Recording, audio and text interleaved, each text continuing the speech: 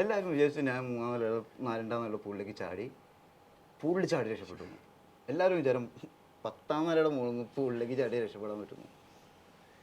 അതാ 2020 കണ്ട് അത് ഓക്കെ ആണെന്ന് വിശ്വസിച്ചിട്ടുള്ള ആരും ശ്രമിക്കല്ലേ അങ്ങനെ ഹൈറ്റ് ചെയ്യുന്നിടത്ത് പൂളിൽ അങ്ങനെ എത്ര ഹൈറ്റ് എന്നാണോ ചേട്ടൻ അത്രയും ആഴമില്ലെങ്കിൽ നമ്മൾ തലമണ്ടി അടിച്ചു പോകും പൂളിൽ.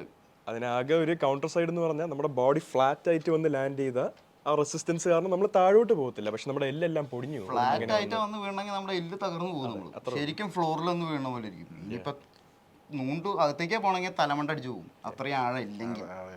അതുകൊണ്ട് അത്രയും എത്ര ആഴം മുകളിൽ നിന്നാണ് ചാടണം അത്രയും ആഴം വേണം ആ ഡൈവിങ് സ്പോട്ടിൽ. അത് പിള്ളേർ ശ്രദ്ധിക്കണം. ഈ വാർത്ത കണ്ട് ഒരിക്കലും നിങ്ങൾ 3ാം നിലയുടെ മുകളിൽ നിന്ന് 2ാം നിലയുടെ പൂളിലേക്ക് ചാടരുത്. ആ സമയത്ത് വാർത്ത കൊടുത്തവരും ഹിറ്റാക്കിയവരും ഒന്നും ഉണ്ടാവില്ല.